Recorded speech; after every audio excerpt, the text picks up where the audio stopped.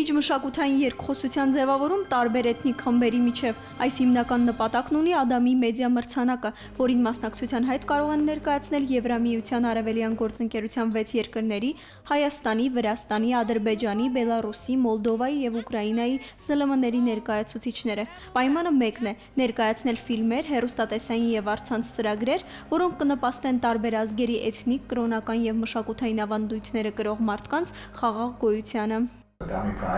Ծրագիրը կնպաստի կինոռեժիսորների, լրագրողների, բլոգերների եւ նրանց եվրոպացի գործընկերների միջև կապի հաստատմանն ու ամրապնդմանը։ Վաղուց էինք ցանկանում արևելյան գործընկերության երկրները նույնպես ներգրավել ծրագրին, սակայն համապատասխան ֆինանսավորում չկար։ Այժմ դա հնարավոր դարձավ։ Ծրագիրն իրականություն կդառնա Գերմանիայի արտգործնախարարության աջակցությամբ։ Բունդեսթագը 2015 թվականին արևելյան գործընկերության երկրների քաղաքացիական հասարակությունների միջև համագործակցության զարգացմանն ուղղված միջոցառումների համար 14 միլիոն եվրո է հատկացրել։ Թեման շատ ազդեցիկ է։ Այսօր Եվրոպայում ամենուր փախստականների հետ կապված իրադարձությունները լայնորեն լուսաբանվում են։ Ես արդեն 2 տարի Երևանում եմ եւ գիտեմ, որ Հայաստանը նույնպես բախվում է փախստականների խնդրին։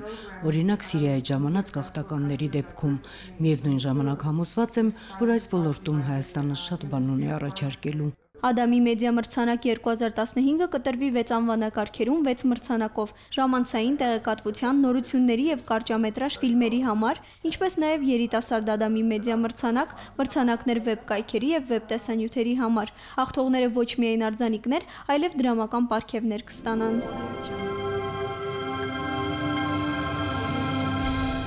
Ոսկե ծիրան Երևանի միջազգային կինոփառատոնի տնօրենը վստահ է, այս ծրագրին մասնակցությունը շատ կարևոր է հայ երիտասարդ ստեղծագործողների համար։ Ըստ Հարություն Խաչատրյանի, երբ խոսքը փոքր վավերագրական ֆիլմերի հաղորդումների մասին է, հայկական կինոաշխարհի ներկայացուցիչները մրցակիցներից առաջ անցնելու մեծ շանսեր ունեն։ Հնարավորություն է այս գործերի դուրս գալու դեպի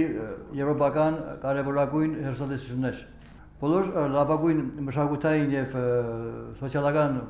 ալիքները կգնեն այդ ֆիլմերը, որոնք կստանան մրցանակներ։ Կինոքննադատ Սիրանուշ Գալստյանը կարծում է, որ հայկական կինոյի պատմությունը Համո Բեկնազարյանով հենց մշակութային բազմազանության թեմայից է սկսվել։ Բեկնազարյանը ոչ միայն հայ կինոյի հիմնադիրն է եղել, այլև մեծ ներդրում է ունեցել վրացական, ադրբեջանական, տաջիկական, ուզբեկական կինոյի ստեղծման գործում։ Չեչենների մասին աշխարհում առաջին ֆիլմը Շքանշանով մարդը 41 թվականին նկարել է Բեկնազարյանը։ Պարսիկների մասին աշխարհում առաջին ֆիլմը Խասպուշը 1927 թվականին դարձյալ նկարահանել է Համո Բեկնազարյանը։ Նա նկարել է նաև քրդերի մասին առաջին ֆիլմը աշխարհում Զարեն։ Ադամի մեդիա մրցանակ 2015-ի մասնակցության հայտերը կարող են ներկայացվել մինչև հոկտեմբերի 25-ը։ Նոյեմբերին Կիևում ծրագրի անդամ 6 երկրների ժյուրիի անդամների, ինչպես նաև Բելգիայի, Հոլանդիայի, Ֆրանսիայի, Շվեյցարիայի ներկայացուցիչների հանդիպում տեղի կունենա։ Իսկ հաղթողները պարզ կդառնան հոկտեմբերի 10-ին Թբիլիսիում կայանալիք միջազգայինորեն հեռարձակվող հեռուստատեսային գալա միջոցառման ժամանակ։ Մերի Կճայան, Տիգրան Բաբայան, Առաջին ալիք։